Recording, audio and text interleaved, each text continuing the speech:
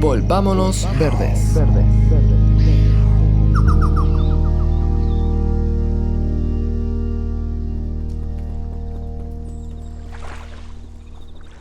Una de las mejores cosas que puedes hacer como individuo en la lucha contra el cambio climático es dejar de actuar como un individuo.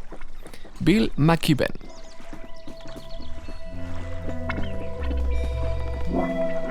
Esta vez conversamos de la basura y aprendimos que en realidad la basura no existe. Tamara Ortega, directora ejecutiva de la Fundación Basura, nos explicó por qué. Tamara es bióloga marina y profesora de biología en la Pontificia Universidad Católica de Chile. Con ella también aprendimos un montón de cómo reducir la cantidad de basura que producimos y de todo lo que se está haciendo en Chile a nivel legislativo para lograrlo.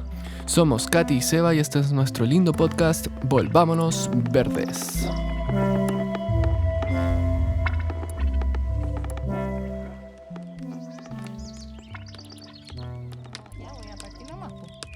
Estaba pensando en esto de la basura, pues decía que miedo hablar de la basura porque es como un tema tan... No sé, por lo menos en mi familia he tenido tantas discusiones sobre eso. ¿Dónde va esto? Esto no lo quiero reciclar, esto no va ahí, esto sí. Es frustración también asociada a eso. Pero una oportunidad. Sí. Yo creo que ahí es donde nos tenemos que enfocar. Por eso estamos aquí con Tamara Ortega de Fundación Basurada. ¿Cómo estás? Muy bien, muy contenta de estar acá. Sí.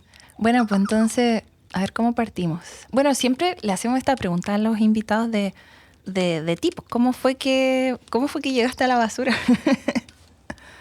A la not basura. Sí. Yo creo que es por mi formación. No tengo así como un momento tan marcado, pero lo atribuyo mucho a mi formación, que soy bióloga marina. Y hay un acercamiento muy grande, un poco como al sistema, al planeta donde vivimos. Y me hacía mucho ruido empezar a ver basura en tantas partes y dónde se iba eso. Y cuando estaba estudiando, literalmente era esa persona que recogía todas las cosas y me las llevaba a mi casa y después las reciclaba. Y en los carretes igual, me llevaba así como vieja del saco las latas, las botellas, para después reciclarlas.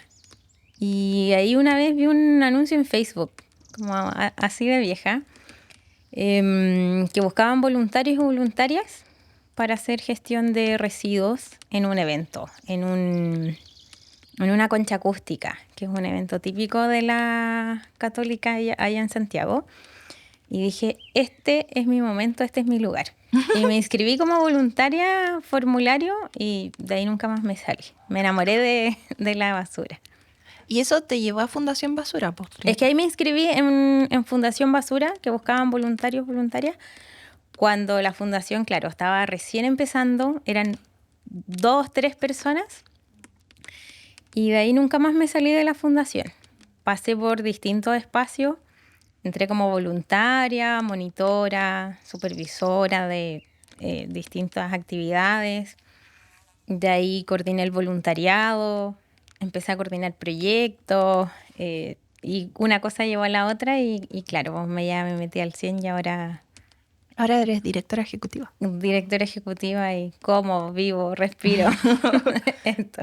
¿Y tú te imaginabas al momento de cuando empezaste a estudiar biología marina de que ibas a terminar trabajando en esto? Jamás me lo imaginé, porque además yo creo que es súper disruptivo ya Fundación Basura, como mucha gente nos dice, como ¿por qué ese nombre? Como sí. No se les ocurrió otro como sí. menos malo. Y al final nosotros le llevamos con mucho orgullo porque, en primer lugar, no se te va a olvidar que existe una fundación que se dedica a trabajar la basura, la problemática de la basura. Y por otro lado también es importante sacarle la connotación negativa que tenemos. Tenemos una relación muy negativa con la basura y ahí es donde parte el foco del problema. Cuando cambiemos esa relación y entendemos que en verdad esa relación negativa que tenemos está totalmente errada, pucha, cambia la percepción. Y cuando lo empezamos a ver como una oportunidad. Entonces llevamos ese nombre, la verdad es que con mucho orgullo. Sí, igual lo había pensado lo de la basura, pues dije el nombre basura y esa connotación negativa que tiene. Bueno, ustedes igual tienen esa frase de la basura no existe, ¿cierto? ¿Y qué quieren decir con eso? La basura no existe, bueno, En primer lugar, no hay otro ser vivo en el planeta que produzca basura. No existe. Da lo mismo en el que pensemos. Hay lugares que estamos dando charla y nos dicen, no, es que los perros hacen caca, los animales hacen caca. Da lo mismo. Todo se reintegra. En la naturaleza todo se reintegra. La basura no existe en la naturaleza. Y nosotros como especie humana creamos este concepto y al final la basura es un constructo social en el que nos pusimos de acuerdo para crear esto. Y lamentablemente... Como el dinero. Exacto. Sí.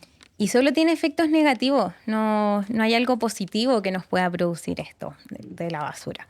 Entonces, ahí uno lo piensa y dice como, pucha, en verdad la basura no existe.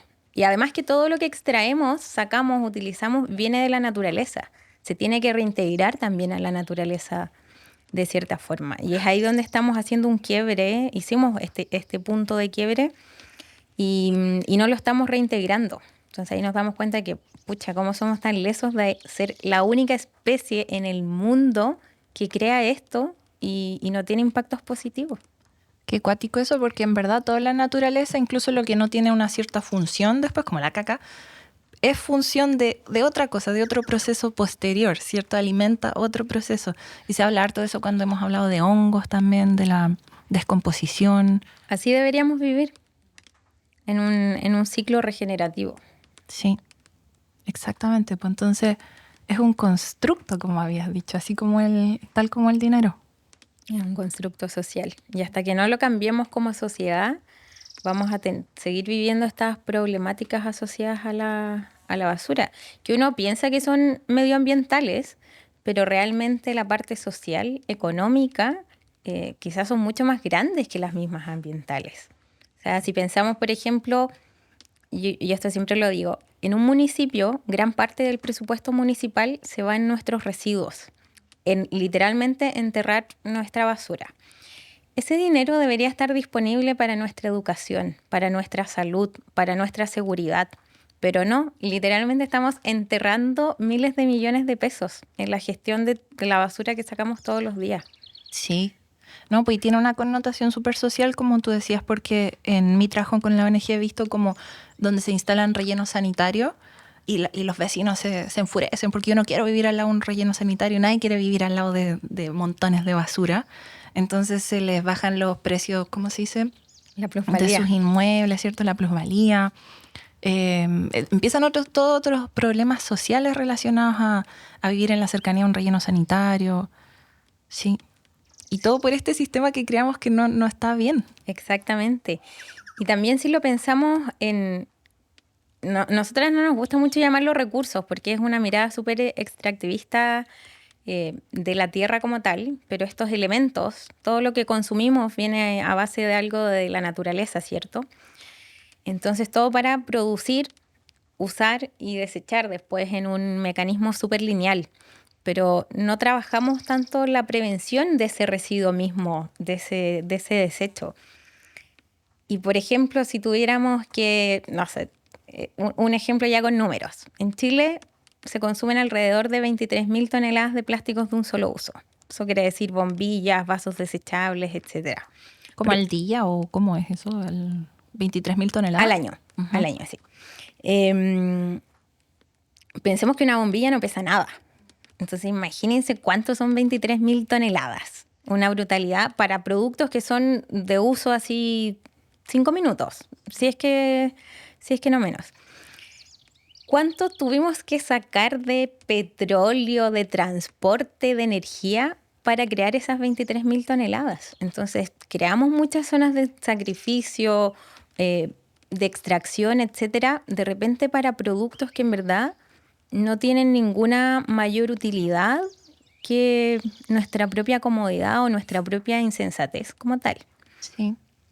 Sí, eso me impresionó cuando estuvimos para otro episodio, cuando descubrimos realmente, que ya lo había sabido, pero ahí me di cuenta de que el plástico se produce de combustibles fósiles, ¿cierto? Entonces la extracción de combustibles fósiles no es solo es para la quema y para movilizar a autos, transporte, industria, también es para la producción de plástico.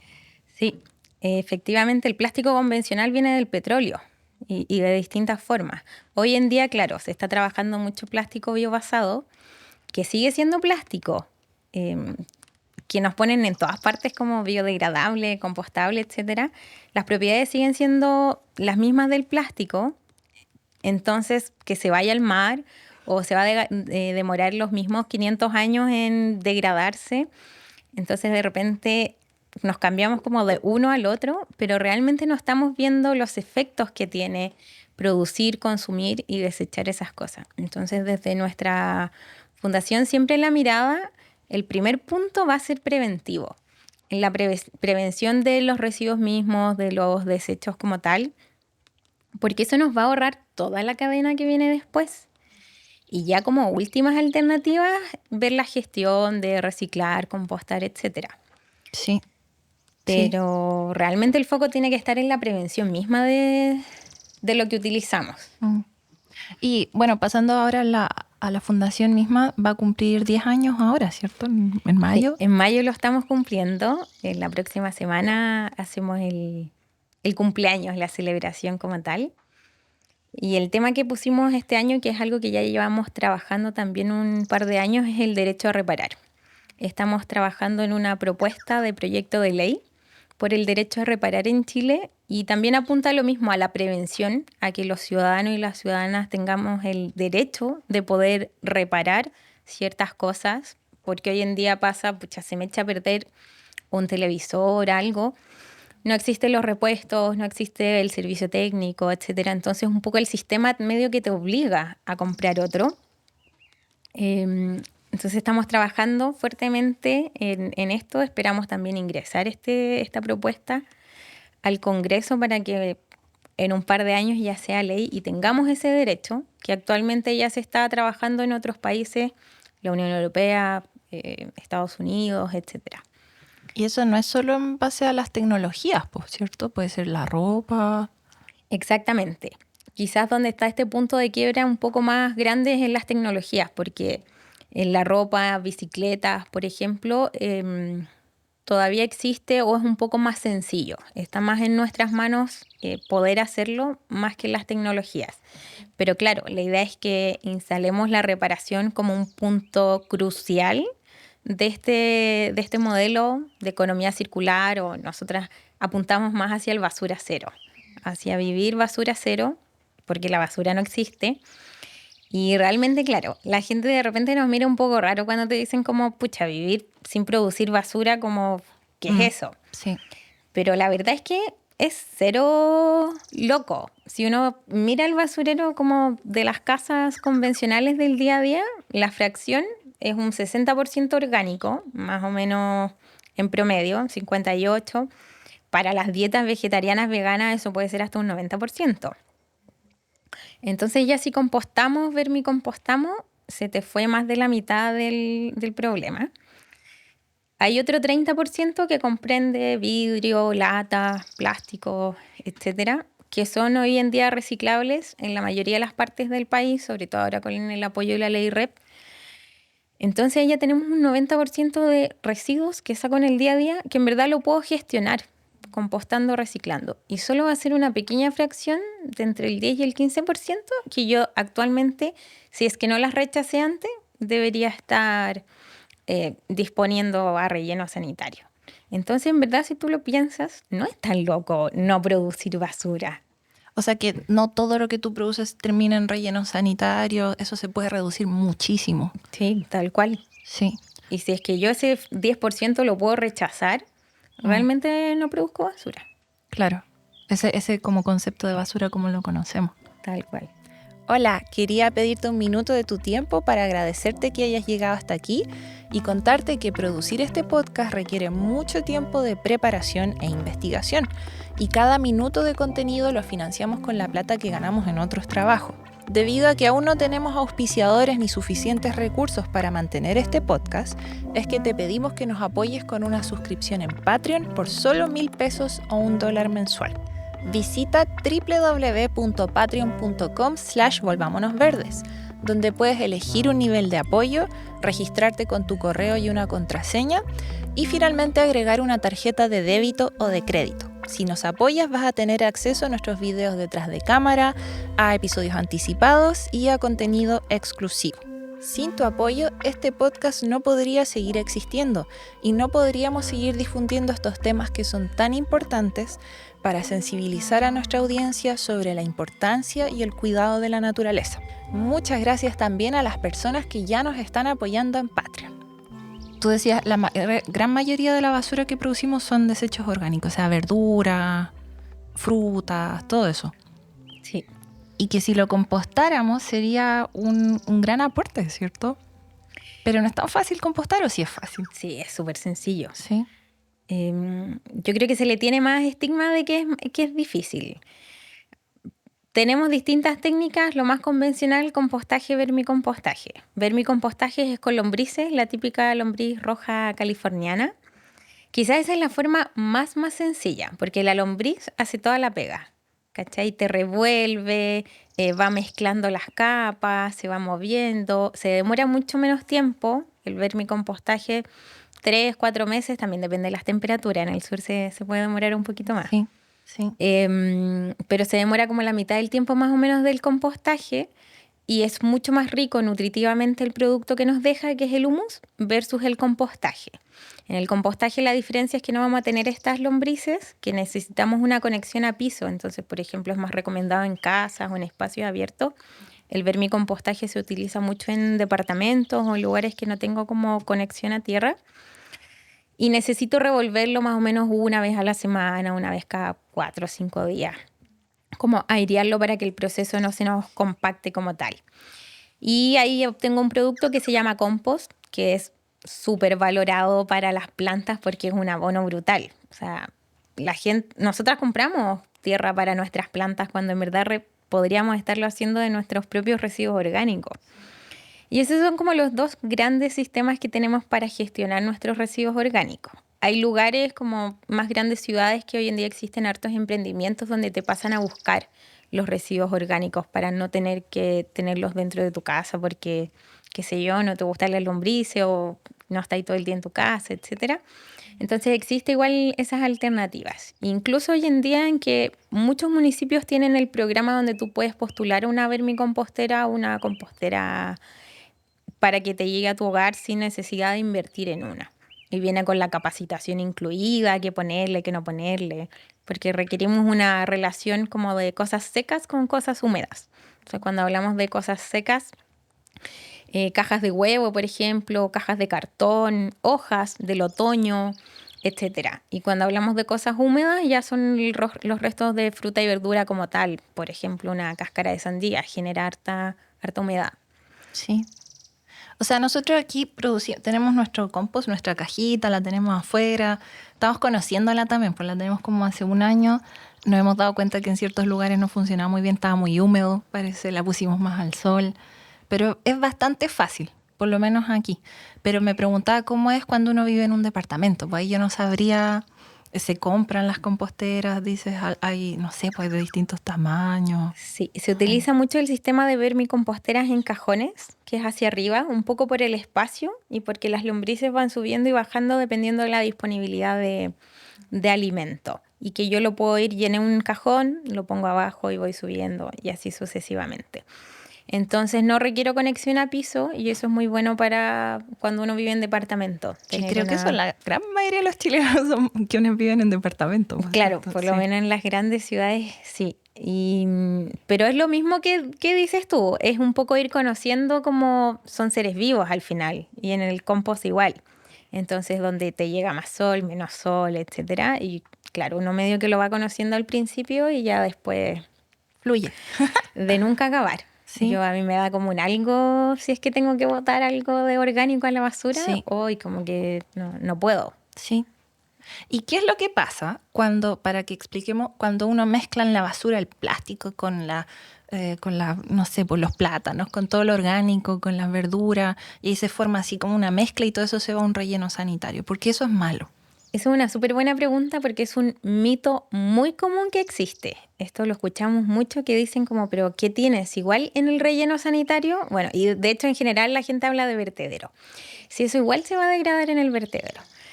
Y ahí, como aclarando los conceptos, el relleno sanitario es el único lugar como de disposición legal que tenemos en Chile autorizado para dejar los residuos sólidos domiciliarios, que es como la basura convencional del día a día, que está preparado, por ejemplo, impermeabilizado por abajo para que los lixiviados de la basura misma no contaminen las napas subterráneas. Los lixiviados son como líquidos, ¿no? Exacto, todo este jugo que libero. Sí.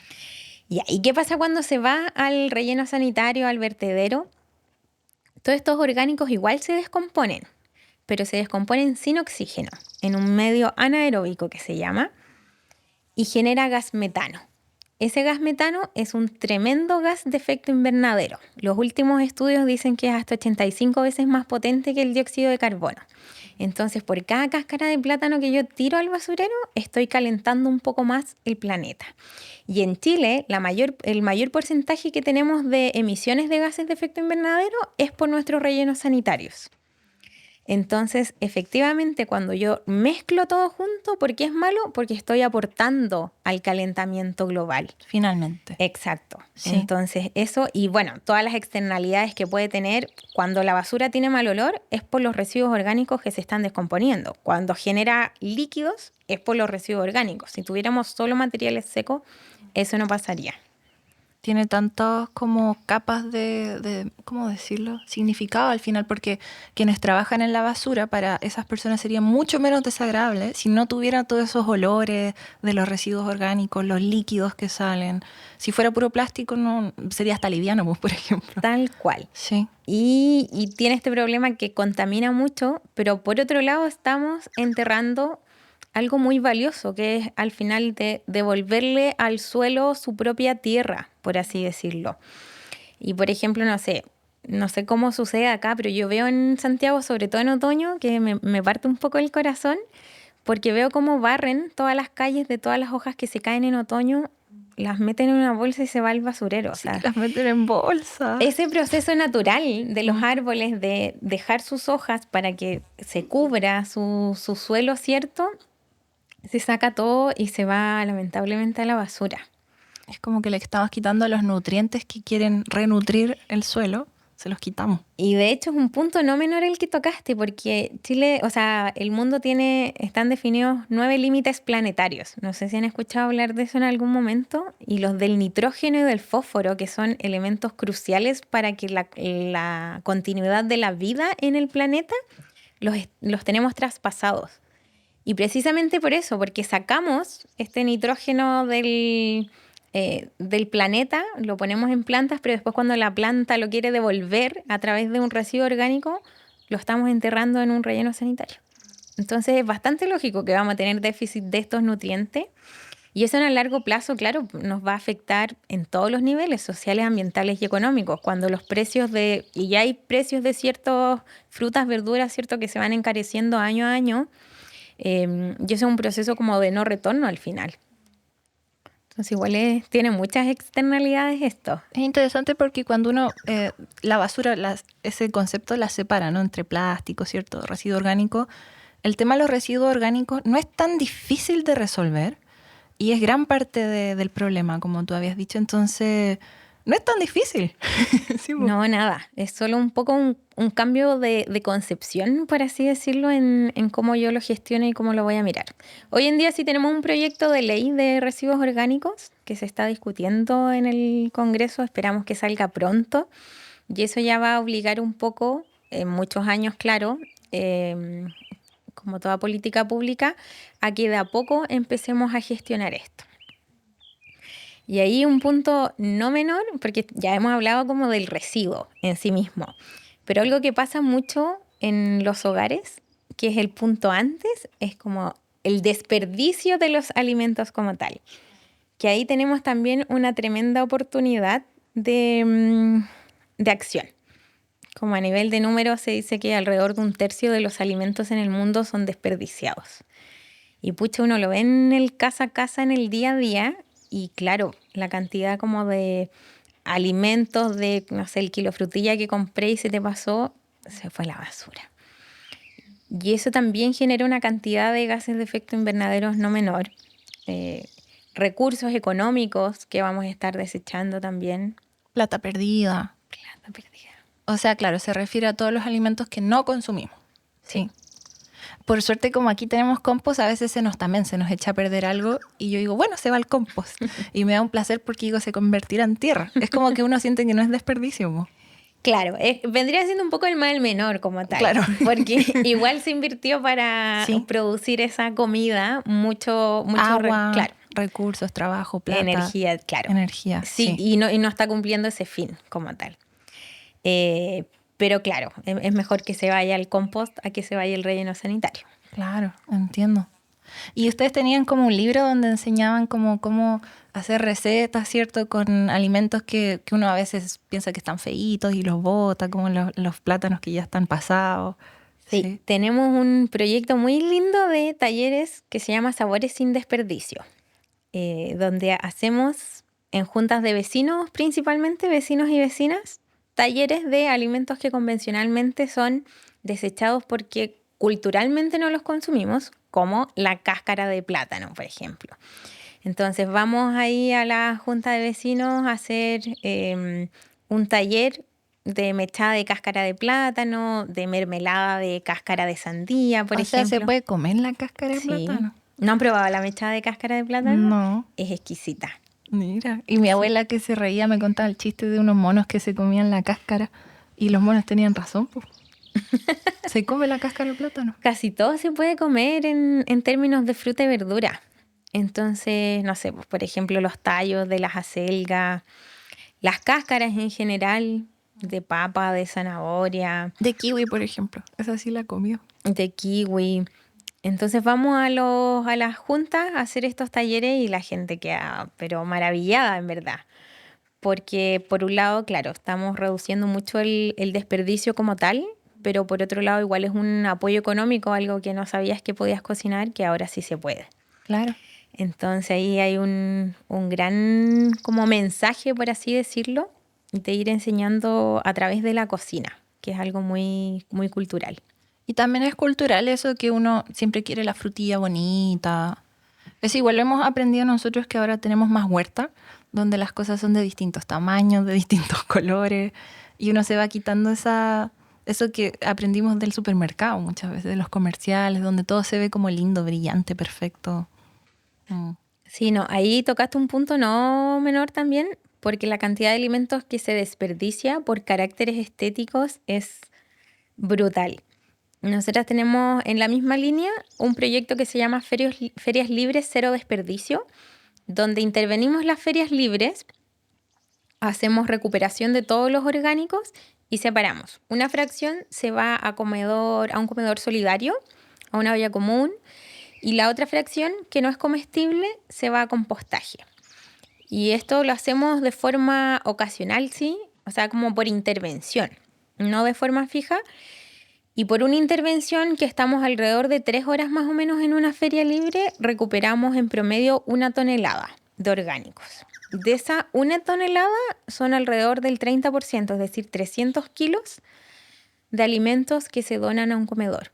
Es decir, que por cada feria libre que existe en este país, hay una cantidad enorme de kilos de alimento que está siendo desperdiciado, principalmente por caracteres estéticos, porque la gente no lo compra porque la zanahoria tiene 2 patitas, porque el tomate no es tan bonito ni tan rojito. Entonces ya cuando eso lo bajamos a números, pensar de que por cada feria libre, y nosotros llevamos alrededor de 4 años haciendo este proyecto, esos son los promedios que tenemos. Pero probablemente es mucho mayor la cantidad de alimento que estamos desperdiciando por caracteres estéticos. Y a mí me ha pasado estar en el supermercado cuando tienen una caja aparte en que te dicen como no, eso lo vamos a botar. Entonces decís como no lo puedo como llevar igual. No, se va a botar. Así que igual es un tema. Eso igual tiene harto que ver con educación. Sí. Mucho. Educarnos todos sobre a veces elegir lo que no se ve tan bonito. Pero ahí son muchas cosas que podemos hacer como de forma súper sencilla como en nuestros hogares. Y eso yo creo que es uno de los motores que tenemos en la fundación. Porque siempre que hablamos de crisis climática, vemos como el tema bien lejano y lo vemos en las noticias como muy de forma alarmante, así como que está todo mal y el mundo se va a acabar mañana. que no queremos quitarle la importancia de que de verdad es un tema alarmante, pero que en verdad todos y todas podemos ser agentes de cambio. Claro. Desde comprar el plátano muy maduro que estaba en la feria o en el supermercado, desde compostar mis residuos, desde reparar mis cosas. Entonces, al final es un poco acercar estos conceptos de forma sencilla y que los podamos trabajar de nuestros hogares con lo que mal llamamos basura. Y me acordaba de eso que decías de todos los gases que se emiten en estos como vertederos o rellenos sanitarios. Y me acordé, pues empecé a buscar en internet, hay una página donde te lo muestra. Y te muestra la cantidad de gases y te muestra como los puntos. No sé si la conoces, pues la cité y todo y la voy a poner aquí. Sí, lo he visto, que se ve con satelital, mide la cantidad de metano emitido. El Carbon Mapper. Sí. No sé si hay más, pero el que yo conozco es ese. Entonces yo me acercaba a Chile y veía los puntos. ¿Dónde están las mayores emisiones de metano, por ejemplo? Y uno diría, están quemando algo. Y no, es un vertedero. Sí, por eso te digo, el mayor porcentaje de gases de efecto invernadero en Chile proviene de los residuos, sí, los rellenos sanitarios. Entonces, independiente que a veces nos dicen, sí, pero Chile emite muy poco en comparación con otros países.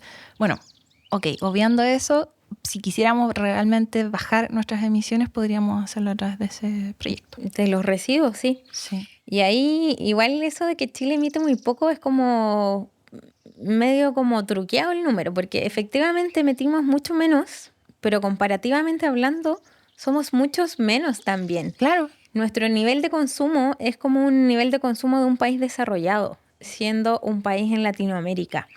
Entonces, claro, emitimos poco porque somos pocos, pero cuando vemos nuestra emisión a nivel per cápita, emitimos como si fuéramos un país desarrollado. Entonces, en ese número a veces, o sea, eso te lo dicen cuando quieren como medio cambiar el discurso. Es como conveniente también decir eso. Sí. Como que no somos tan responsables, pero sí, ¿no?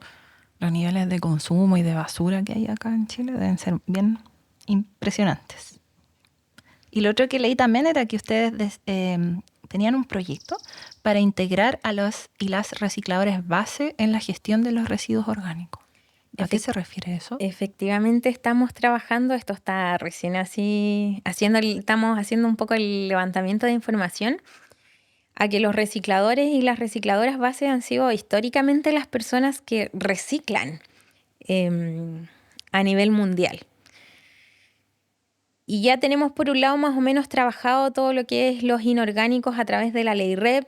Recicladores y recicladoras ya están como en este sistema, por así decirlo.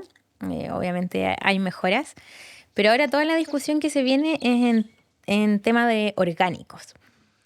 Y ahí no está este vínculo todavía entre cómo podrían meterse a este sistema. Y como bien dice ahí la Sole Mella, que es de la NARCH, la presidenta en el fondo de la Asociación Nacional de Recicladores de Base de Chile, el reciclaje sin recicladores base es basura. Entonces, en el fondo, si vamos a poner la discusión ahora en los orgánicos, tienen que estar integrados de cierta forma en este sistema. Entonces, lo que estamos haciendo en este proyecto es integrarlo al modelo de ferias libres cero desperdicio, para que podamos ver en conjunto cómo trabajar y que sean ellos finalmente quienes hagan este reciclaje de orgánicos en una feria. Y por ejemplo, hay municipios que pagan aparte la concesión del servicio de aseo de las ferias libres por la cantidad de residuos que dejan, de líquidos, etc. Entonces, podemos pagarle entonces a los recicladores y las recicladoras base para que hagan todo el reciclaje de orgánicos. Entonces ahí es donde los llevamos a la feria y estamos trabajando justo ahora en el proceso como de feedback mutuo, donde nosotros les enseñamos el reciclaje de orgánicos y ellos nos enseñan también su modelo de trabajo y ver de qué forma podemos hacer match para generar un sistema que se pueda replicar en el tiempo. Entonces estamos precisamente ahora construyendo el documento para poder entregarlo ya a distintos municipios y decir como aquí está, esto es lo que se requiere. O sea, la labor de los recicladores base es muy importante. Totalmente importante. Y quizás no es tan reconocido. Por ejemplo, ¿se sabe poco sobre eso? La verdad es que ahora ya está mucho más en boca de todos. Ya está en la ley como detallado qué dice, quiénes son, etcétera. Tenemos catastros, tenemos distintas asociaciones. Pero claro, ha sido una lucha histórica de parte de ellos de poder tener un trabajo digno, con un sueldo, con prestaciones, etcétera, porque era comúnmente un trabajo muy informal y es todavía, yo creo. Pero ahora con lo que vino en la ley REP, ya los integra al sistema y pueden trabajar ya con una forma, con un sistema y un modelo mucho más digno, por así decirlo. Pero efectivamente no podemos hablar de reciclaje sin recicladores bases de por medio. Y ahí quizás no todas las personas tienen ese concepto tan presente. Y ahí también es donde entramos lo que hablábamos justo antes del podcast, de tener respeto por las personas que van a estar reciclando. Sí, po, sí. Eso yo, bueno, me tocó verlo en otras partes, que cuando estudié ecología nos llevaron como a un centro de reutilización de residuos, pero eso no fue en Chile, eso sí. Y recuerdo haber visto las personas que trabajan ahí como estaban como una wincha, ¿cierto? Que pasaban todas las cosas y ellos las iban separando. Y ahí dije, chuta, todo lo que yo tiré cochino, ahora ellos tienen que tomarlo con las manos, pues. Entonces ahí me hice consciente de esa conexión. Tal cual, el típico que te dicen limpio, seco y aplastado. El limpio y seco es principalmente por el respeto a las personas que hay detrás del proceso, porque el material en sí igual se puede reciclar, la mayoría de los materiales. Pero si ese material no va a ser reciclado de aquí a un par de semanas, en el mejor de los casos, entonces pensemos como en ese líquido que quedó en ese conchito de vino, de cerveza, de leche. Las cajas de leche que huelen asquerosas. Pues, entonces, hay personas trabajando detrás de eso y es importante mantener siempre respeto hacia esas personas. Y bueno, el que sea aplastado es porque te hace mucho más eficiente el proceso. No es lo mismo que va a caber en un camión los bidones sin aplastar a que si todos aplastáramos. Entonces, todo ese proceso se hace mucho más eficiente cuando llevamos las cosas aplastadas. También. O sea, es como pensar que uno es parte de una cadenita mayor, ¿no? Somos parte de la cadena. Sí. 100%. Y si nosotras como ciudadanos, ciudadanas, no ponemos nuestra parte, este sistema no funciona, ni aunque todas las empresas paguen por la gestión de residuos, ni aunque todas las políticas públicas que existan. Entonces tenemos que involucrarnos y empoderarnos desde nuestro rol ciudadano. Y eso es muy importante, porque tendemos mucho a tercerizar las responsabilidades como en todo este tema de crisis climática, ¿no? Es que son las grandes empresas las que contaminan. No, es que el Estado no pone normas claras. Y estamos de acuerdo, los dos puntos anteriores son totalmente válidos. Pero en ningún momento eso nos quita responsabilidad a nosotros, a nosotras, de que también somos parte de este sistema y que si no nos ponemos en el fondo la camiseta de lo que tenemos que hacer como ciudadanos, el sistema no funciona. Por ejemplo, tenemos la ley REP. Si nosotros no entregamos los envases y embalajes, botellas de bebida, por ejemplo, botellas de vidrio, y no estamos cumpliendo las metas, y ya llevamos un año de ley REP, toda esta inversión que se hizo, todo este sistema, que ya tenemos una norma súper potente, con números súper ambiciosos, pionera como a nivel latinoamericano, si las personas no entregan sus residuos para ser reciclados, no sirve. No sirve. Entonces no nos podemos quitar esa responsabilidad particular que tenemos. Y mencionaste harto la ley REP, ¿cierto? Que es la ley de responsabilidad extendida del productor, entiendo. Sí. Me sé el nombre, pero igual no la entiendo tanto. Es una ley que tiene hartas partes, entonces quizás no es tan amigable como a nivel ciudadano, pero si lo bajamos y lo ponemos en concreto, y ya en palabras coloquiales, es como el que contamina paga. Quiere decir que las empresas que ponen en el mercado ciertos productos tienen que pagar por su gestión. Entonces, ¿cuáles son los productos? En Chile se definieron 6 productos prioritarios que están envases y embalajes, que son los principales como que nos atinge a nosotros como personas. Aceites lubricantes, pilas, baterías, aparatos eléctricos y electrónicos, y se me está yendo uno, neumáticos, si no me equivoco. Y a futuro se pretende incorporar los textiles también. Entonces ellos pagan por todo este modelo de gestión y somos muchos actores involucrados. Entonces, claro, uno están los que ponen en el mercado, después están los municipios que tienen que gestionar de alguna forma con algún ente autorizado, que ahí yo te mencionaba algunos, que son quienes están haciendo la recolección, ¿cierto? Dentro de estas personas que van a recolectar, pueden trabajar con recicladores base, como no. y están las personas que van a entregar. Entonces nos toca a todos, municipio, empresa, persona, etcétera, y entre todos y todas vamos a hacer esta cadena para que esta ley funcione. Y de ahí nace la importancia que como personas entreguemos estos residuos para ser reciclados. O sea, es como una especie de incentivo al mayor reciclaje. Claro, ¿no? y que en el fondo de donde pagamos toda esta gestión sale de quienes van a estar poniendo estos productos en el mercado. Claro, para que se hagan, como dice, responsables de las empresas mismas de los embalajes que producen. Porque normalmente pasaba que, claro, entregaban su producto embalado en un plástico, por ejemplo, y después, vos, ¿cómo se dice? Vos vela. ¿Qué pasa con el embalaje? ¿Cierto? Exacto. Bueno, es lo que pasa, por ejemplo, con la ropa en el norte. Bueno, y no solo en el norte, a nivel nacional. En el norte se hizo mucho más evidente. Entonces, la ropa ingresa, se importa. Chile somos uno de los países, de los pocos países en Latinoamérica que permite la importación de ropa de segunda mano. Por eso también tenemos este problema del desierto de ropa, etcétera. Entonces, claro, ellos pueden entrar toda la ropa que quieran, pero nadie los obliga a hacerse cargo de la ropa que entró. Y es tan económico el costo que tiene para ellos importar y pueden vender alrededor de un 30-40% de un fardo y ya generaron ganancias que el resto se desecha y nadie los obliga, claro, ni a pagar por eso, ni a disponer en algún lugar autorizado, etc. Y ahí es donde se genera esta explosión de ropa que tenemos.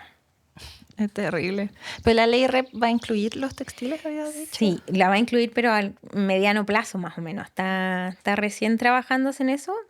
Nosotras hasta el año pasado estuvimos trabajando en la Estrategia Nacional de Textiles como miembros de la sociedad civil, que en el fondo estas estrategias o estas mesas de trabajo son distintos actores y actrices involucradas y trabajamos ahí, discutimos, etcétera, qué se tiene que hacer o qué se podría hacer. Entonces, parte de la estrategia propone integrarlos en la REP a los textiles y esto ya se prevé para unos 5 o 10 años más. Sí. No, así el tema de la ropa, si quieres después conversamos de eso, pero un dolor de cabeza. Tal cual. El sobreconsumo de ropa es terrible, sí. Bueno. Tal cual. Pero hablando de eso, ¿cómo ves tú que chilenos, chilenas, hay más conciencia ahora o preocupación sobre la basura que producen, sobre los desechos, más ganas de reciclar o cómo está la cuestión? Sí, efectivamente hay más conciencia. No sé si más ganas de reciclar porque los últimos estudios no han sido muy positivos con respecto a eso, pero sí ya todos sabemos lo que es el reciclaje. De eso no estamos ajenos. Ahora yo creo que lo que falta un poco es responsabilizarnos, como tener la motivación de llevar las cosas y lo otro en considerar que el reciclaje es la última estrategia. Cuando hablamos de este sistema tenemos que partir pensando en la prevención del residuo mismo y también en ser más responsables en cómo consumimos. Entonces yo creo que eso todavía nos falta. Por ejemplo, sin ir más lejos, el miércoles fuimos a hacer una visita en el Centro de Humedales en Valdivia y nos pasaron dos trípticos informativos, uno a mi esposo y uno a mí. Y mi esposo dice como, no quiero, con uno estamos bien. Y le dice, no, si es de regalo. Y nosotros como no, preferimos quedarnos solo con uno o quizás sacarle la foto y te lo devolvemos porque en verdad la información ya la tengo. Nos cuesta hacer ese quiebre, por ejemplo, que para producir ese tríptico o ese flyer, igual necesitamos hoy en día los monocultivos de pino que están aquí, bueno, aquí igual es fuerte.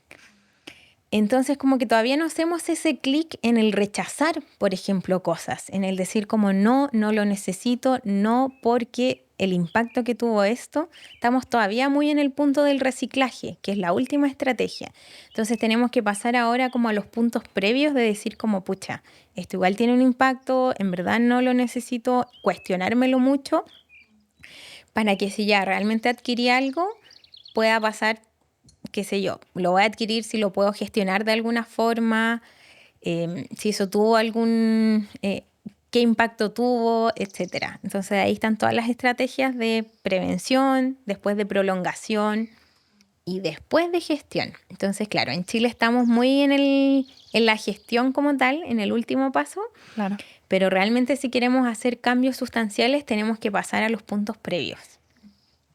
Y no es que yo quiera decir que sea como toda la responsabilidad de los consumidores, pero obviamente si como consumidores dejamos de comprar ciertas cosas porque traen mucho plástico, es como una señal que estamos dando de que, oye, no nos gusta porque no nos gusta cómo está embalado, está demasiado embalado. Podrían entregarlo de otra manera. Totalmente. Y ahí era lo que decía de que nos falta empoderarnos de nuestro rol. Cuando nosotros consumimos algo es un voto ciudadano hacia, no sé, no voy a decir marcas, pero hacia una bebida de fantasía, por ejemplo. Si nadie en el mercado consumiera esa bebida de fantasía, esa empresa no existe.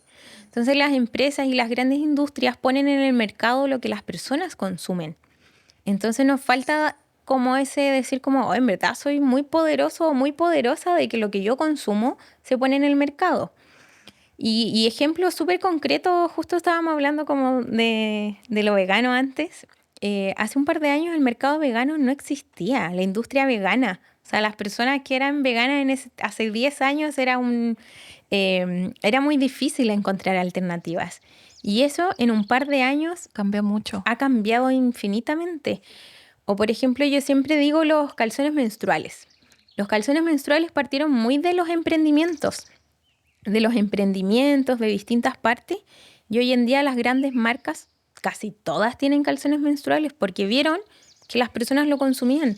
Entonces el mercado se mueve de esa forma y nos falta hacer ese clic de decir como, en verdad, si no consumo esto, puedo estar cambiando las tendencias de consumo, o al revés. Si estoy consumiendo esto, quiere decir que... Estoy dándole el voto. Exacto. Estoy dándole el voto a esa empresa o a ese mercado. Sí.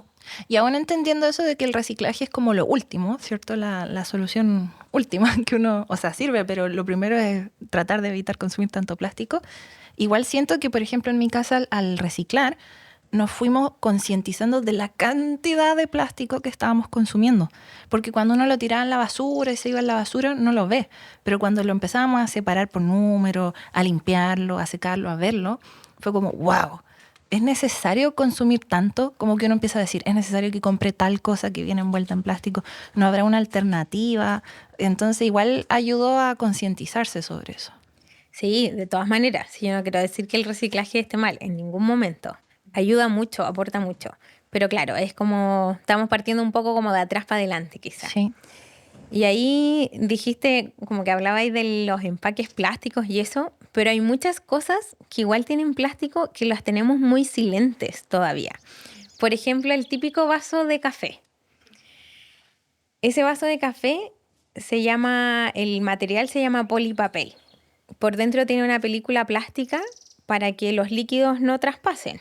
Sí, porque si no estaría todo mojado. Exacto. Sí. Y sabéis que en todas partes nos dicen, pero si ese vaso es de cartón. No, no es de cartón, es de plástico con cartón. Por un lado, esta dualidad de materiales hace que no se pueda ni reciclar ni compostar, pero por otro lado le estamos echando agua hirviendo al plástico y me lo estoy tomando. O sea, la cantidad de microplásticos que hay en esos vasos, que más encima se ve así como por redes sociales o distintas partes, que es como medio cool andar con tu vaso de polipapel. Y es como, ¿cómo te digo el daño que te estás haciendo y cómo te digo el daño ambiental que estás haciendo? No, sí, a mí me tincaba. No lo sabía como tú me decías, pero me tincaba que era algo así. Sí. Se llama polipapel. Bueno, y es el típico envase que incluso a veces lo ponen en café y dicen que es como sustentable. Siempre tienen como ahora loguito así como verde, sustentable. Siempre veo eso. Sí, pero hay mucho de eso que es greenwashing, lamentablemente. Lo mejor en esos casos es llevar la propia tacita, ¿no? Sí. Reutilizable. Sí. Y hay lugares en que no se necesita. Hay muchas oficinas, por ejemplo, que tienen estos vasos y realmente son lugares del que vas todos los días. No necesitas un vaso para llevar. O hay locales en los que me pasó en Santiago, que pido un café para sentarme ahí y me lo dan en uno de esos vasos. Digo, pero ¿por qué no me lo dieron en un vaso normal? Sí. Eso debería cambiar en febrero del 2026 con la ley de plásticos de un solo uso. Eso te iba a preguntar porque yo entendía que esa ley ya se aprobó, ¿cierto? Sí. Está aprobadísima, pero tiene distintas etapas.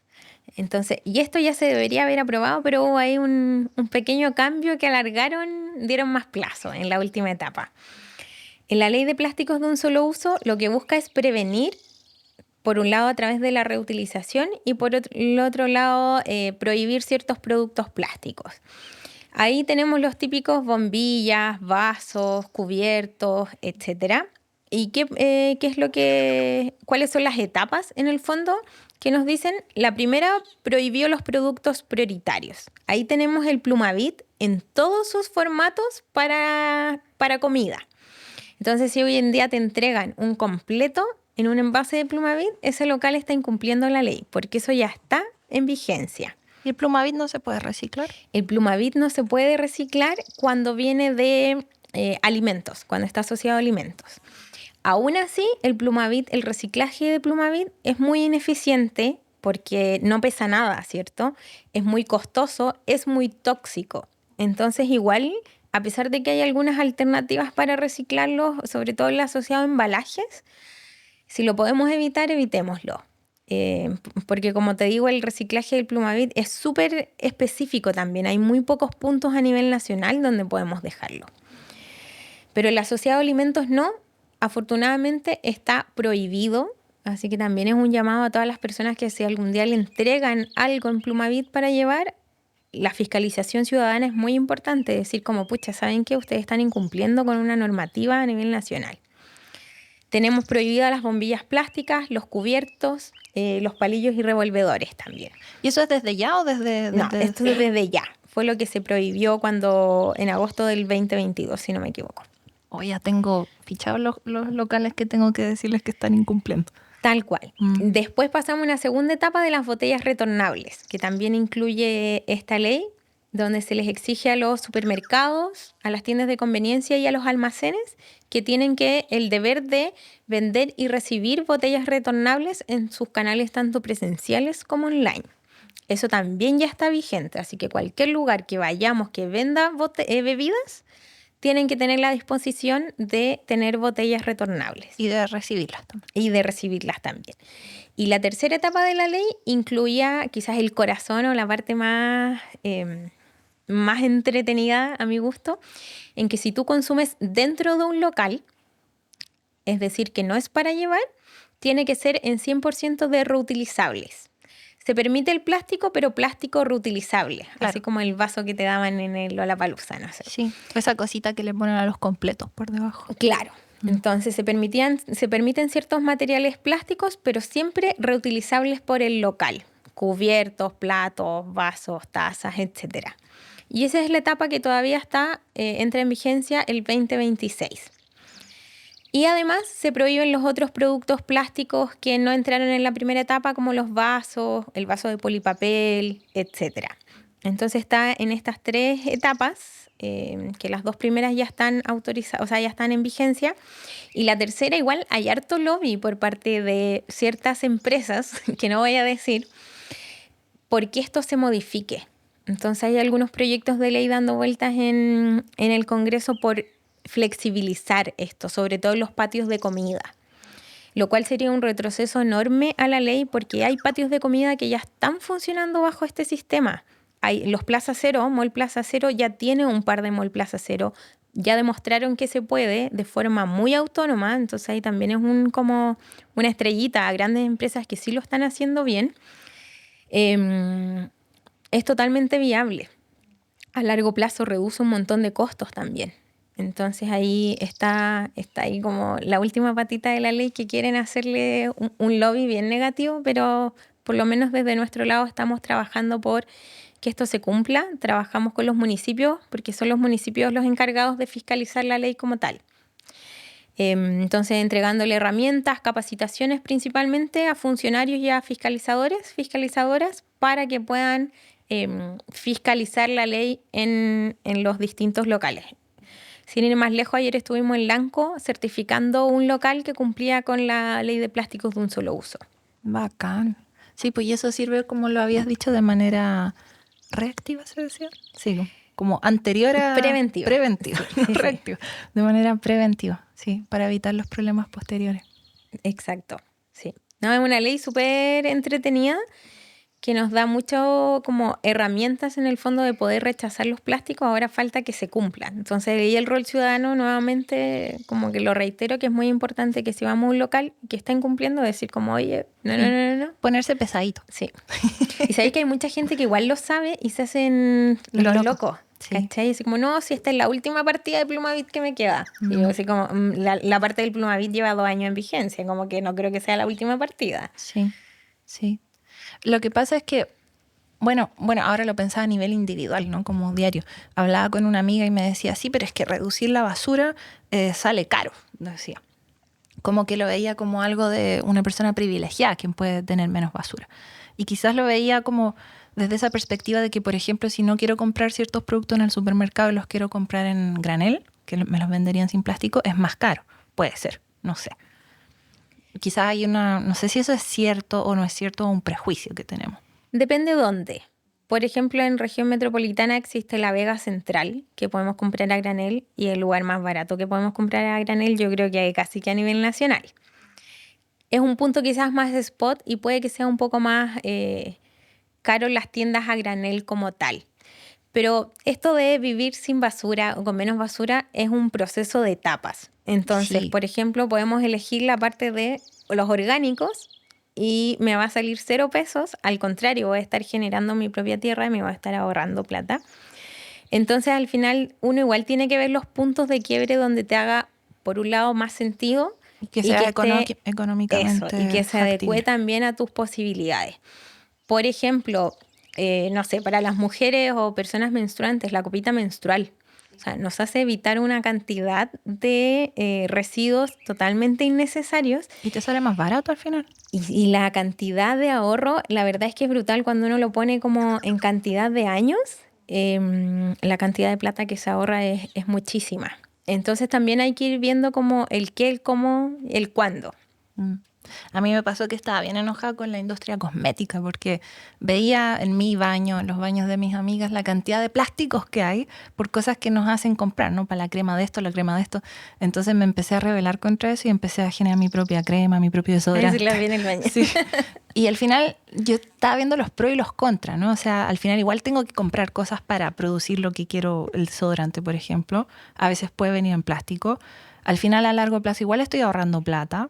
Entonces uno es como ir probando, ¿no? Lo que funciona, al final quizás te ahorra plata a largo plazo, generas menos residuos, pero si te conviene o no te conviene, sí. Sí, es ir de a poco cambiando ciertos hábitos que te hagan sentido, por supuesto. A largo plazo siempre va a ser un ahorro. Claro, de repente uno no quiere como invertir tanto en el momento, pero a largo plazo sí, ser basura cero es un ahorro total. Porque vamos a reutilizar más, porque vamos a reparar más, porque vamos a rechazar más. Entonces, es una sumatoria de cosas que nos va a generar un ahorro importante. O quizá hay personas que tienen una perspectiva de que es como un sacrificio hacerlo.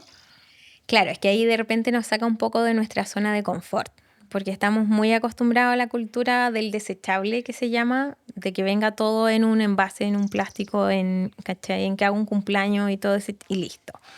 Entonces, movilizarnos de nuestra zona de confort nos cuesta. Pero cuando entendemos que en verdad nos estamos haciendo cargo de nuestros propios residuos y de los impactos que nosotros y nosotras estamos generando, cambia la perspectiva.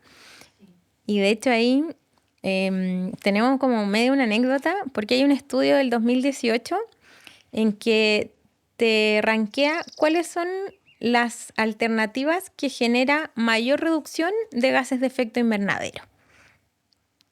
Y sale reciclar, andar menos en avión, lavar con agua fría, etc. Y hay una alternativa que te dice tener un hijo menos. Entonces un compañero nos decía como, no, pero yo no voy a ser como ecofascista. Y la respuesta, porque esto lo damos en las charlas y lo ponemos como pregunta primero, ya, y la gente vota y dice no sé qué. Y cuando mostramos que la respuesta y es por lejos, así una cosa que el gráfico se quiebra para poder mostrar las otras alternativas, es tener un hijo menos. Y al final, cuando uno lo pone como en perspectiva, realmente a lo que alude es al impacto que tiene una vida humana en este planeta. Nadie te está diciendo no tengas hijos, sino que es verlo desde la perspectiva de qué tanto contamina una vida humana en el planeta para que esa sea la mayor reducción de gases de efecto invernadero que podemos generar. Claro. Y eso hay que tener igual cuidado porque hay personas que nos dicen es que el ser humano es de por sí malo, intrínsecamente malo para el medio ambiente. Y yo le digo, no, o sea, que nosotros respiremos, o sea, inspiremos, expiremos CO2, produzcamos caquita, pichí, eso lo hacen todos los animales y eso no es malo. El tema es cómo culturalmente nos hemos formado como seres humanos que producimos tanta basura, por ejemplo. Entonces el tema no es el ser humano es malo, es el sistema que hemos creado. Sí, La basura, que es un constructo social. Claro. Tenemos que sacarle esa connotación que nos enseñaron que está mal. Nos enseñaron a esconderla en una bolsa negra, como ojalá debajo de, como escondían el mueble debajo del lavaplatos. Entonces ya partimos con esa concepción negativa. Y ahora la idea es reencantarnos en pensar como, pucha, en verdad de mis orgánicos puedo sacar la tierra para mis propias plantas.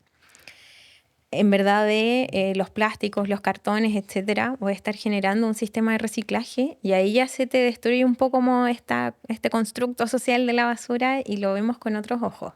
Lo otro que hacen harto ahora algunas empresas, ¿no? Es que toman todos los plásticos y los transforman en algo bonito también, ¿cierto? Y los vuelven muebles hechos de plástico. La madera plástica, sí. Sí, eso igual es interesante. De eso que aparentemente es feo se vuelve algo bonito.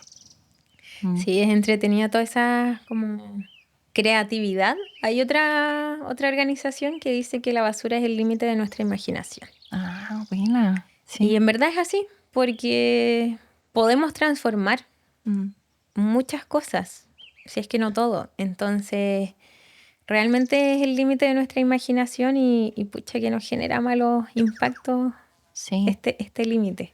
Y en ese sentido, quizás de tu vida diaria, de lo que ven tus amigos o como lo ven como fundación, ¿qué es lo que más te causa frustración en esto de la gestión de la basura y lo que más te da como energía, como optimismo?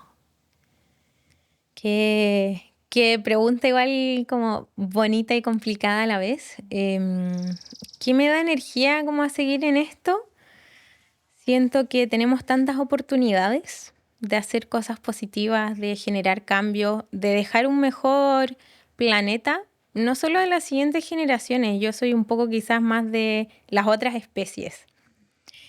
Pensar que hay animales que se están extinguiendo por nuestros actuares, entonces eso me da mucha motivación. Pensar que la bolsa que no usé no se la va a comer una tortuga, por ejemplo. Me genera un motor de cambio de decir como hay que seguir independiente como que mucha gente no lo esté haciendo. ¿Y qué me genera frustración? Claro, pues de repente cuando veis una noticia que no sé qué famoso dio vuelta no sé cuántas veces con su jet privado y tú decís como llevo tantos años generando cambios y molestando a gente para que haga sus cambios y en verdad, claro, si lo ponemos en una balanza, sus 10 segundos de jet privado fueron 20 años de mi vida generando estos cambios y decís como pucha. Qué frustrante, pero a la vez es como que también te impulsa mucho a seguir, a decir como tenemos que seguir en esto porque necesitamos este tipo de personas para que llegue a más personas. Y viendo el lado positivo que tan criticada la Taylor Swift, ¿cierto? Por sus jets privados. Yo digo, mira, ella tiene tantos seguidores que si ella dice algo a favor del reciclaje o lo que sea, va a tener mucho más impacto positivo que nosotros. Totalmente. Y entonces, lo que hablábamos de las redes sociales, como de salir de esto que en verdad es tan necesario. Como mientras todas las personas hagan un solo cambio. Se te subió mi gatita. No me molesta, en verdad. No, la guagua. Lo que pasa es que estás puesta en la silla favorita de la Lara. Ah, yo le ocupé la silla. Sí. Perdóname. Se la saca. Igual no me molesta para nada, ¿eh? A veces me da miedo porque hay gente que puede ser alérgica a los gatitos. Sí. No, yo no. Bien. Así que no hay problema. La Lara dice, ¿por qué estás en mi silla favorita? Desde donde ella mira para afuera. Ándate, extraña. Bueno, otra cosa que habías mencionado era el greenwashing también. Que eso igual, ¿qué tiene que ver el greenwashing con todo esto de los residuos? El greenwashing. Sí, no tiene una traducción oficial, pero vendría siendo como el lavado de imagen verde. Como esta mentira en la sustentabilidad que nos hacen cuando nos dicen todo es biodegradable, es compostable, ayuda al medio ambiente y le ponen muchas hojas y colores verdes, entonces uno dice como, sí, es bueno, lo estoy haciendo bien. Te incentiva a comprar a veces esas cosas. De hecho, las tendencias de consumo te dicen que las personas están dispuestas a pagar incluso más por algo que sea amigable con el medio ambiente. Entonces, cuando una empresa te está mintiendo, genera hartos impactos. Por un lado, en las mismas empresas mucha competencia desleal, como de las empresas que realmente están haciendo cambios e invirtiendo por esto. Y por otro lado, nos están mintiendo en nuestra cara. O sea, yo puedo que voy a estar gastando X% más por ese producto que salva el planeta y en verdad es mentira. Entonces tenemos esos dos lados, esas dos veredas, la ciudadana y dentro del mismo, desde la misma industria. Y lamentablemente no está normado. Desde la Fundación creamos un proyecto de ley que sí está ya en el Congreso, está en la Comisión del Senado de Medio Ambiente, esperando a ser discutido, y lo que busca es sancionar a las empresas que cometen greenwashing. Es decir, que si yo veo que esto es biodegradable y no lo es, o bajo qué parámetros, podemos sancionarlo. Y es algo que ocurre mucho. O sea, yo me meto al pasillo de detergentes del supermercado. Y lo ves por todos lados. Y todo es hermoso, ¿cachai? Yo digo, ¿cómo hay crisis climática si todo es tan hermoso como dice este supermercado, ¿cachai? Este pasillo. Claro. Entonces lo que buscamos es que se sancione el greenwashing como tal, la publicidad engañosa.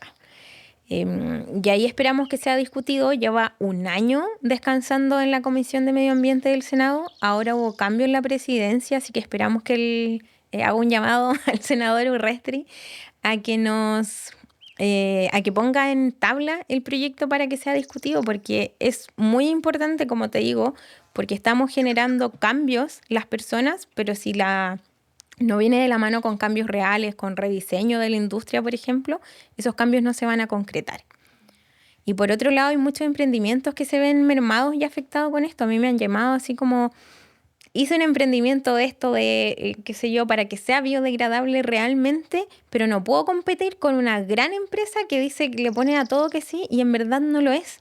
Entonces genera distintos impactos súper transversales y negativos el que hoy en día exista y que no se pueda regular y no tengamos cómo denunciarlo.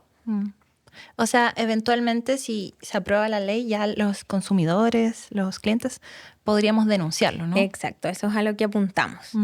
Nosotras igual generamos en su momento una página de alertas ciudadanas para que la gente igual se empezara a informar y empezara a denunciar y funcionó bastante bien.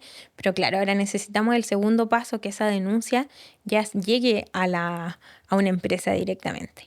Y además igual hay muchas, como te digo, que están haciendo cambios positivos. Nosotras las contactábamos a las empresas como, hola, ¿sabes qué tienes? Porque está catalogado hay 7 alertas de greenwashing. Estás incurriendo en X alerta, ¿te gustaría cambiarlas? Y efectivamente hay empresas que lo cambian, poniendo las certificaciones válidas, cambiando ciertas palabras, cambiando ciertos empaques, etc. Alude a una comunicación más transparente, que no tenemos por qué poner, por ejemplo, hoy en día por la ley de plásticos de un solo uso te exige que las botellas tengan un porcentaje de plástico reciclado. Entonces si me ponen así como, tiene 15%, estás cumpliendo con la ley. No estás haciendo más de lo que la ley te pide. Entonces, no, como que un poco no seáis tramposo con esto. Claro, no le hagáis publicidad a algo que estáis obligado a hacerlo. Exacto, sí. Y con el SEA, cuando aprendíamos sobre greenwashing o lavado verde de imagen, hablaban de que hay certificaciones que son reales, pues que uno las puede buscar, no sé, en internet, por ejemplo, sobre el papel que es reciclado o que se tomó de bosques que fueron sustentablemente manejados, ¿no? Cosas así. Sí. Claro, efectivamente, eso igual depende del lugar donde vamos a estar trabajando. Porque, por ejemplo, que sea biodegradable, la biocompostabilidad, etcétera, ¿dónde lo vamos a disponer? Porque muchos lugares hacen pruebas para saber que eso sea, porque viene el certificado, qué sé yo, de Australia, entonces tengo que ver que eso sea con los parámetros chilenos.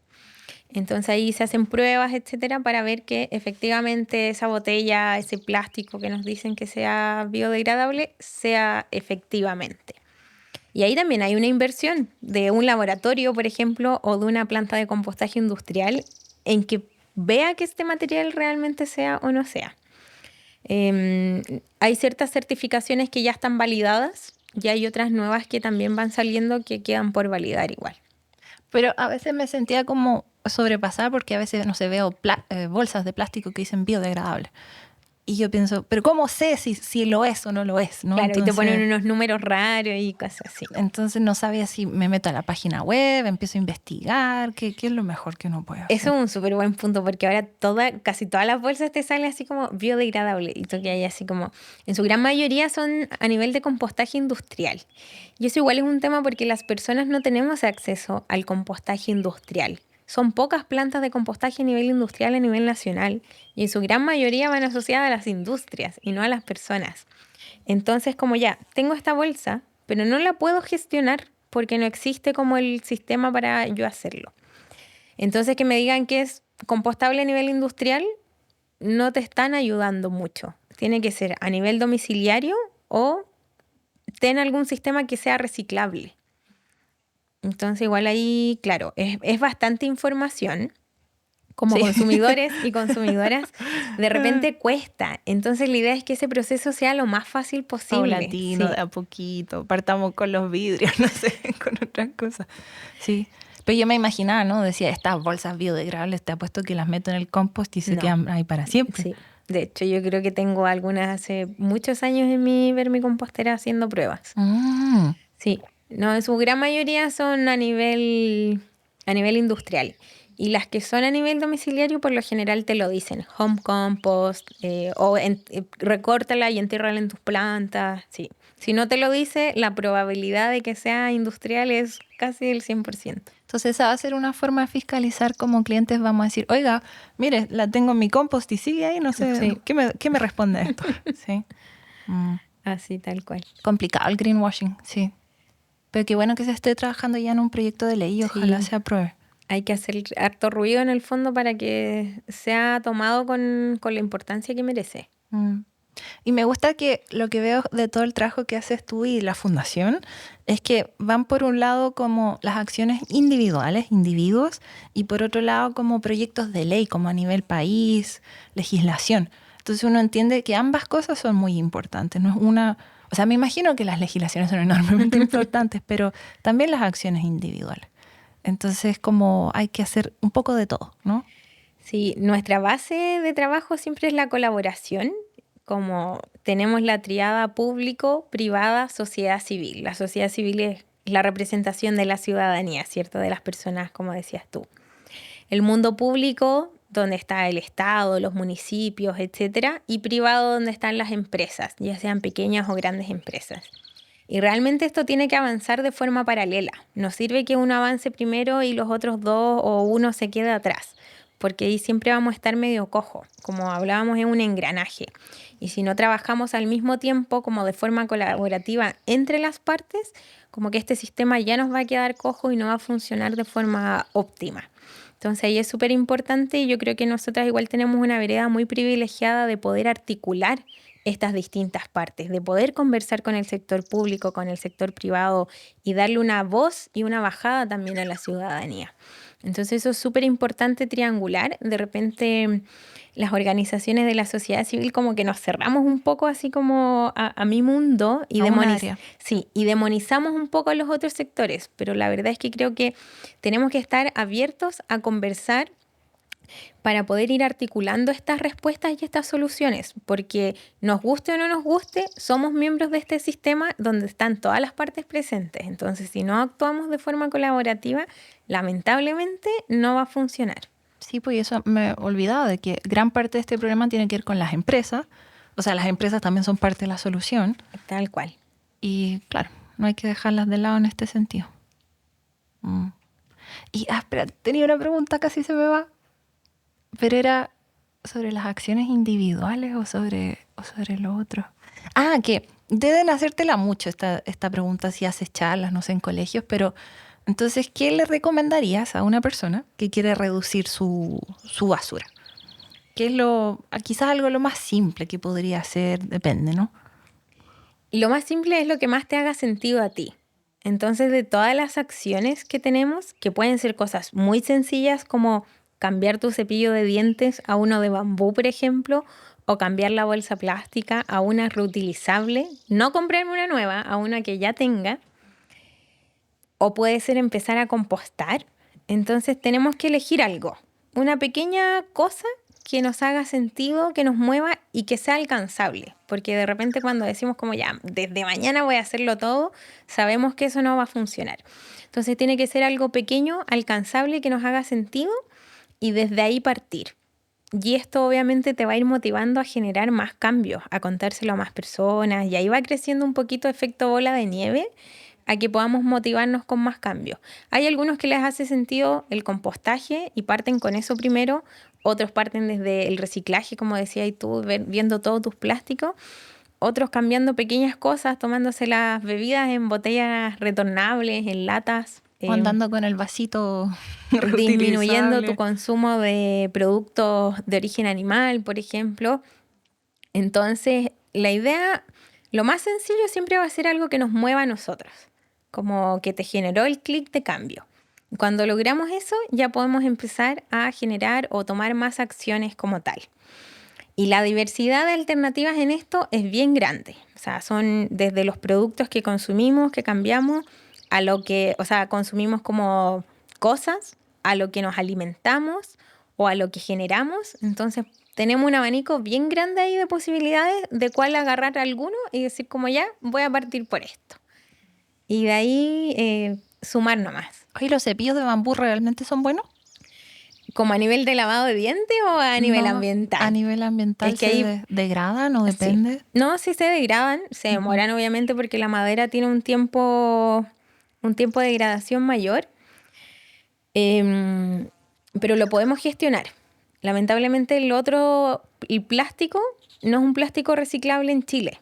Es mezcla de otros plásticos, de hecho. Entonces, claro, por lo menos nos da una alternativa, ¿cachai? Que se pueda gestionar. Obviamente hay emprendimientos que tienen certificación de que la madera viene de no sé dónde y que está... también. Sí. ¿De dónde viene la madera? Exacto. Sí.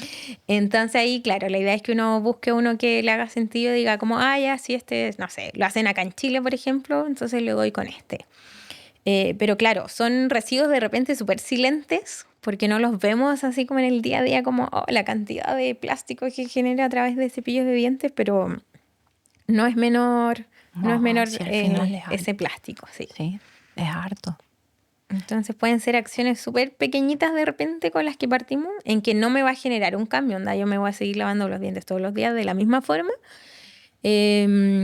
pero el material que elegí es un material más noble. O por ejemplo, cosas súper sencillas, no consumir mejor en lata que en plástico. ¿Cachai? La misma bebida o la misma, no sé, jugo que te compraste, consumirlo en lata. Preferible. El aluminio es un material que no pierde sus propiedades cuando es reciclado, a diferencia del plástico. Entonces yo lo puedo seguir reciclando infinitamente, tiene un buen precio de reciclaje, entonces podemos ver que es atractivo también como para el sistema en sí. Tiene menores como externalidades como tal, entonces puedo preferir la lata en vez de la botella plástica. O el vidrio, que también es un material súper noble, no contamina, no nos contamina a nosotros como tal. Entonces, si puedo preferir lata y vidrio en vez de plástico, mucho mejor. Pero uno ya no ve tantas bebidas en vidrio, siento. El otro estaba buscando, decía, a ver, una Coca-Cola en vidrio, y no la encontraba. Sí, es verdad que cuesta un poquito más. Pero hay otro tipo de líquidos como tal, no sé, pues cervezas, por ejemplo, que puedo preferir el vidrio quizás sobre el aluminio o sobre otros materiales. O el aceite de oliva, elegirlo en vidrio en vez de en plástico. Por ejemplo. Como ahí hay que ir viendo como un poco las alternativas que hay dependiendo de dónde uno está también. Bueno, y el plástico tiene toda esta connotación también de salud de los microplásticos. ¿Cachai? Que uno no quiere tener microplásticos, como tú decías, la cantidad de microplásticos que uno quizás se toma cuando tiene el café en estas tacitas que tienen ese film de plástico. Sí, yo soy partidaria de que si podemos evitar cualquier consumo de alimentos o de bebestible en plástico, es mejor. Porque el plástico es un material que permea a lo que tiene adentro. Y el plástico también se permea con lo que contiene. Así como, no sé, típico que pusiste un pote de fideos con salsa en un pote plástico y quedó rojo para siempre. Ya, ahí demuestra un poco como ese intercambio que hay de ir y venir. Entonces nosotros nos comemos todo ese plástico que queda. Y sabemos que el plástico es negativo para el cuerpo humano. Yo creo que todavía no está dimensionado lo negativo que es. Porque, claro, está saliendo muchos estudios y hay cosas que no son al otro día. Que hay muchos cánceres, hay muchas enfermedades que nos están dando productos de los plásticos que consumimos que todavía no lo podemos atribuir como directamente. Entonces, si podemos evitar todo el consumo de alimentos como tal y de bebestibles en plástico, es mucho mejor. Y otra cosa que puede servir, bueno, también hay discusión sobre esto, pero por ejemplo, ¿no? Que nos han criticado también en redes sociales, nos dicen, ustedes también hacen podcast en micrófonos y en esto y también consumen. Por ejemplo, cuando nos toca comprar stands de micrófono, que también son hechos con plásticos, por ejemplo, le digo al Seba, preferamos, es mejor preferir comprar uno más caro, que dure más y que lo podamos tener por muchos años, que estar comprando la versión barata que se va a romper muy pronto y al final lo barato sale caro y es mejor para el medio ambiente. Entonces, tomar esas como decisiones, que yo sé que es difícil cuando las diferencias de precios son muchas, pero también ayuda. Pero ahí tocaste un punto no menor, que ojo que yo no quiero demonizar al plástico, digo que es malo a la salud. El plástico es un material increíble, es un material que te puede durar toda la vida. Pero démosle ese uso. O sea, ¿para qué vamos a crear un material que puede durar toda la vida para usarlo 5 minutos? Entonces, ojo ahí que el problema no está en el material en sí mismo, está en el consumo y en el uso que le damos. Lo mismo ahora que con el cambio de bolsas, se ha normalizado mucho usar las bolsas de papel. Para usar las bolsas de papel, la huella que tiene es incluso mayor a la del plástico. Y por otro lado, nuevamente necesitamos como esos monocultivos vienen de las forestales. Entonces no es como, el papel no hace nada y el plástico es el súper malo. Lo importante aquí es el consumo y el uso que le vamos a dar. Si hay algo que es desechable, por supuesto que va a ser malo, ya sea de papel o ya sea de plástico. Si tengo algo de plástico y que fue hecho para que ojalá dure toda la vida, entonces tengo que alargar ese uso lo más que pueda. Y ahí radica un poco esa importancia de decir que es bueno y que es malo o de la inversión que vamos a hacer, es como vemos el sistema de decir como ya, esto lo voy a comprar y me va a durar toda la vida y me voy a estar ahorrando 800 quizás micrófonos de los otros que son de otra cosa o que son baratos. Sí, total. Sí, pero hay muchas cosas que uno puede hacer, es verdad. Bueno, y tocamos el tema de las leyes también, para que me dio tos. Sí, ahí es bonito por eso yo digo que es importante verlo como una oportunidad, porque siento que da lo mismo como desde donde lo agarremos, tenemos de dónde hacernos cargo, de dónde partir, de dónde gestionar. Es un mundo de oportunidades. Sí. ¿Qué más nos faltó hablar? No sé. Pasamos por las leyes. La lista de preguntas, la verdad es que yo ya lo olvidé. Sí, incluso mencionamos el proyecto de ley de derecho a reparar, también lo mencionamos. Lo que sí no alcanzamos a ver es lo de la ropa, que es un mundo en sí mismo también. Es un mundo en sí mismo, pero así haciéndola muy cortita, lo mismo asociado al consumo y al uso que le damos. Si vamos a comprar algo que sea siempre ojalá con la menor huella posible, que sea local y que me vaya a durar lo más que me pueda durar. Estamos muy acostumbrados a este sistema como de presión de modas, de que eso pasó de moda, etcétera, sino que alargar la vida útil. Tenemos algo que habíamos hablado, sí, la obsolescencia. La obsolescencia también va enfocada hacia las modas, a que nos digan como no, ya eso no se ocupa y me compro lo otro. Y lamentablemente en Chile tenemos esta de la ropa de segunda mano, que creemos que porque es de segunda mano no pasa nada. Y pucha, el desastre que tenemos en el norte proviene de ropa de segunda mano. Entonces ahí es como un poquito un arma de doble filo. Es bacán la ropa de segunda mano, pero démosle el uso que corresponde. Claro. No ropa desechable. Sí.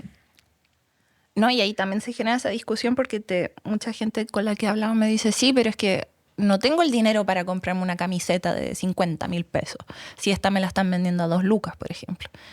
Sí, es verdad, pero ahí también hay que hacer ese equilibrio. Pues a lo mejor esa que te venden barata te va a salir más cara al final porque se te va a romper al tiro. Claro, pero ahí ojo porque la ropa de segunda mano en general es ropa de buena calidad, porque son mermas de otros países, pero es ropa de buena calidad que me puede durar mucho. Ahora, ahí hay una gran diferencia con el fast fashion, que es esta ropa económica desechable. Que esa efectivamente no te va a durar nada y tiene unos criterios éticos, o sea, no tiene criterios éticos. Entonces ahí también un poco un llamado, y esto ya ni siquiera es como a lo ambiental, como a lo social, de en qué condiciones, quién está pagando por esa baratura. Yo creo que muchas veces lo sabemos y nos hacemos como los locos, las locas de como, hoy compré esto porque salía 2 lucas, pero pucha, si eso realmente lo está haciendo un niño como en Vietnam, como con sangre en las manos, como prefiero yo no consumirlo. Claro. Sí, a mí también me da cosa cuando las cosas son tan baratas y digo, pero ¿cómo es posible que la producción de esto, que no es tan fácil, sea tan barata? Es como que ya eso es como sospechoso. Te salta, sí. Sí, total. Oye, eso daría para hablar del fast fashion, daría para un episodio en sí mismo. Así que bueno. Pero pasamos por hartos temas y yo creo que a quienes te escuchan quizás los dejaste con hartas ideas. Como, podría empezar a hacer esto. Sí. La idea es empezar. De alguna u otra forma empezar. Somos todos responsables del planeta en el que vivimos. Así que en verdad motivarse con algo pequeño y de ahí partir a hacer cambios. Ser parte de la solución.